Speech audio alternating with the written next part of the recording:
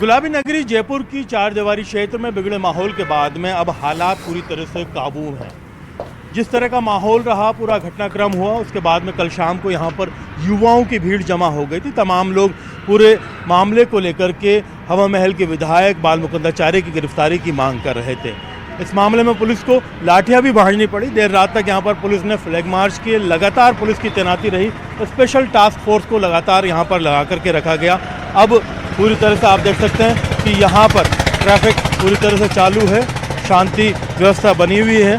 Police ने जो 5 अलग अलग थानों को लगातार गश्त करते रहने और शांति व्यवस्था की अपील करने की यहाँ पर व्यवस्था की हुई है, जिससे आसपास की कॉलोनियों में सभी जगह लोगों से बातचीत की जा रही है। ये पूरा जब घटनाक्रम हुआ था तब यहाँ पर जो है लोग काफ़ी नाराज़ हो गए थे। दरअसल पहलगाम जो टेरर अटैक हुआ था उसको लेकर के बड़ी चौपड़ पर जो विधायक हैं हवा महल के बाल मुकुंदाचार्य वो प्रदर्शन कर रहे थे। उन्होंने प्रदर्शन करने के बाद में अपने समर्थकों के साथ यहाँ आकर के मस्जिद में ऊपर चढ़ कर के पोस्टर लगा करके पैर से जब उसको लातें मारी तो इस चीज़ का वीडियो रिलीज़ किया गया बाद में जामा मस्जिद कमेटी की ओर से, और मामले में FIR दर्ज करके जल्द से जल्द कार्रवाई की मांग की गई। वीडियो के वायरल होने के बाद में लोग काफ़ी नाराज़ से भड़के हुए थे। उनकी मांग थी कि बाल मुकुंदाचार्य को इस पूरे घटनाक्रम को लेकर के जल्द ही गिरफ्तार किया जाना चाहिए। हालांकि पुलिस ने आश्वासन दिया कि इस पूरे घटनाक्रम में पूरी न्यायिक कार्रवाई की जाएगी। पुलिस ने हालात को तत्परता से संभालते हुए पूरी गश्त की व्यवस्था की, लोगों की समझाइश की, जहां ज़रूरत पड़ी वहां बल प्रयोग भी किया। फिलहाल पुलिस की ओर से ये अपील की गई है कि जो लोग भी सोशल मीडिया के ज़रिए या किसी भी तरीके से माहौल को बिगाड़ने की, अफवाहें फैलाने की या फिर नफरत फैलाने की कोशिश करेंगे, उनके खिलाफ सख्त कार्रवाई की जाएगी। पूरे घटनाक्रम में पुलिस ने यह आश्वासन भी दिया है कि जो मामला दर्ज कर लिया गया है उसकी पूरी न्यायिक जांच की जाएगी और उसमें जो भी दोषी हैं उन्हें सज़ा दी जाएगी। उम्मीद की जानी चाहिए कि गुलाबी नगरी जयपुर का जो गंगा जमनी तहजीब है वो बना रहे, यहाँ पर सौहार्द कायम रहे और जो लोग नफरत फैलाने की कोशिश कर रहे हैं उनके खिलाफ जल्द से जल्द कार्रवाई हो। कैमरा पर्सन मान सिंह के साथ में अरबाज अहमद, न्यूज़ 18 के लिए जयपुर से। आपको जयपुर ले चलते हैं। बीजेपी प्रदेश अध्यक्ष मदन राठौर इस वक्त प्रेस वार्ता कर रहे हैं, क्या कह रहे हैं सुनवाते हैं। कल जो जामा मस्जिद में घटनाक्रम हुआ उसके बाद में कांग्रेस के 2 विधायक मुस्लिम संगठनों ने कहा कि कानून व्यवस्था को 2 दिन का समय दिया गया है। एक तरह से चेतावनी भरा लहजा नजर आया। दूसरी तरफ देर शाम को कुछ हंगामा भी इस दौरान देखा। देखिए, हमने पहले भी आगाह किया कि हमारे किसी भी नेता को, किसी भी कार्यकर्ता को ऐसा कोई काम नहीं करना है कि जिससे किसी की भावनाओं को ठेस पहुंचे, किसी के सम्मान को ठेस पहुंचे। ऐसा कोई कृत्य नहीं करना है। हम सभी धर्मों का सम्मान करते हैं, सभी धार्मिक स्थलों का भी सम्मान करते हैं। जहाँ पर किसी की आस्था टिकी हुई है उनका हम पूरा सम्मान करेंगे, उनकी रक्षा भी करेंगे। इसमें यदि जैसा कि मीडिया में प्रचलित है, जब सबसे पहले मुझे पता चला तो सबसे पहले मैंने मेरे विधायक को टेलीफोन करके आगाह किया और ये भी कहा कि आप, हालांकि उसने मुझे आश्वस्त किया कि मेरी कोई ऐसी मंशा नहीं थी, मैं तो लोगों को रोकने के लिए गया था, लेकिन मेरा ये कहना है कि लोग जाए ही क्यों, रोकने की ज़रूरत पड़े। हम सबको ये सारा प्रयास करना चाहिए और मैंने उनको कहा इसका प्रायश्चित करो। उन्होंने प्रायश्चित भी किया, खेद प्रकट भी किया। उसके बाद इसका पटाक्षेप हो जाना चाहिए था, लेकिन इसके बावजूद भी प्रतिक्रिया में कुछ लोग एकत्रित होना चाहते थे। अच्छा हुआ कि वो एकत्रित नहीं हुए, नहीं तो क्या होता है कि एकत्रित होने के बाद में सबको कंट्रोल कर पाना कठिन होता है, जिससे बहुत बड़ी कोई ऐसी घटना भी हो सकती थी जिससे शांति व्यवस्था भंग हो जाए। इसलिए मैं उन 2 विधायकों को जो कांग्रेस के हैं उनको भी मैं यही आग्रह करना चाहूँगा कि किसी प्रकार का प्रोवोकेशन नहीं करे, भड़काने का काम नहीं करे। हम जनप्रतिनिधि हैं, हमारा कर्तव्य बनता है कि हम शांति कायम करवाने में अपना योगदान दें, हम सब मिल करके।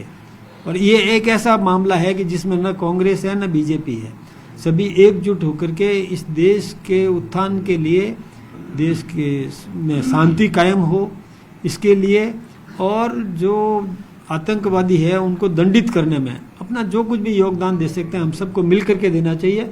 इसमें कोई राजनीति नहीं है, इसमें केवल राष्ट्र नीति है, इसके अलावा कोई नीति नहीं है। साहब, कल वहाँ पर वापस वो विरोध बढ़ा और पुलिस के द्वारा वहाँ लाठीचार्ज की गई, मगर बात सामने ये आ रही है कि वहाँ जय श्री राम के नारे लगाने के लिए कुछ लोग पहुंचे थे। उसके बाद मुस्लिम समाज ने कहीं न कहीं वापस वहाँ पर विरोध करना शुरू कर दिया, उसी को लेकर मामला बढ़ गया। क्या ऐसे लोगों पर कार्रवाई नहीं हो सकती है जो लोग ये इस चीज़ को बढ़ावा दे रहे हैं?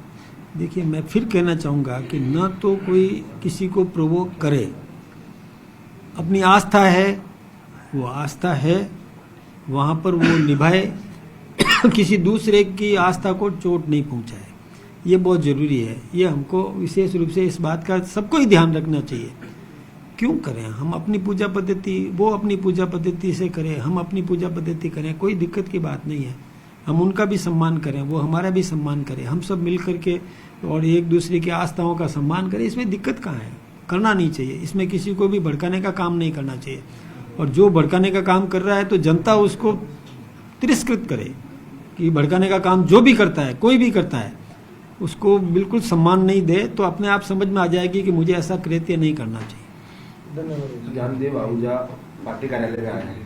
सबसे बड़ी खबर है, पूर्व विधायक ज्ञानदेव आहूजा बीजेपी प्रदेश मुख्यालय में बीजेपी प्रदेश अध्यक्ष मदन राठौर से मुलाकात किए। बंद कमरे में दोनों के बीच ये मुलाकात हुई है। तो बीजेपी ऑफिस पहुंचे हैं ज्ञानदेव आहूजा, बंद कमरे में दोनों के बीच मुलाकात हुई है। और ज्ञानदेव आहूजा को बीजेपी से निलंबित किया गया था क्योंकि उनके एक बयान पर और जिस तरीके से उन्होंने मंदिर में गंगा जल छिड़का था, उसके बाद से ही वो विवादों में रहे थे, जिस पर मदन राठौर बीजेपी के प्रदेश अध्यक्ष, उनके द्वारा ज्ञानदेव आहूजा को निलंबित कर दिया गया था। बीकानेर से बड़ी खबर सामने आ रही है, जहां पर नोखा में बदमाशों ने एटीएम लूटा है। 4 बदमाशों ने वारदात को अंजाम दिया है। सीसीटीवी कैमरों पर स्प्रे कर लूटा है एटीएम में बताए जा रहे 5 लाख रुपए। बदमाशों को ट्रेस करने में पुलिस जुटी हुई है। तो बड़ी खबर आपको दे रहे हैं, नोखा में बदमाशों ने एटीएम लूटा है। तस्वीर भी सामने आई है, आपको बता दें सीसीटीवी कैमरे पर स्प्रे किया है और उसके बाद इस लूट की वारदात को अंजाम दिया है। इस एटीएम में 7 लाख रुपए बताए जा रहे हैं। बदमाशों को ट्रेस करने में इस वक्त पुलिस जुटी हुई है। तो नोखा में बदमाशों ने एटीएम लूटा है, ये जानकारी सामने आई है, जिसमें 7 लाख रुपए थे। 4 बदमाशों ने इस वारदात को अंजाम दिया है। ये गाड़ी में बैठकर आते हैं, सबसे पहले जो कैमरे लगे थे उनमें स्प्रे करते हैं और उसके बाद इस एटीएम को लेकर यहां से निकल जाते हैं और इसमें 7 लाख रुपए बताए जा रहे हैं। फिलहाल इन बदमाशों की तलाश में पुलिस जुटी हुई है और जल्द ही सीसीटीवी के आधार पर इनकी पकड़ के लिए पुलिस यहां वहां दबिश दे रही है। देखिए, ये गाड़ी है जिसमें ये एटीएम ले जाया गया है। इन बदमाशों की संख्या 4 बताई गई है। अब इस गाड़ी के नंबर के आधार पर इन बदमाशों तक पहुंचाया जा सकता है। फिलहाल विक्रम जगरवाल इस वक्त संवाददाता हमारे साथ फोन लाइन पे हैं। विक्रम, ये जो एटीएम लूट की वारदात हुई है, किस वक्त की ये घटना थी और किस तरीके से इस वारदात को अंजाम दिया गया?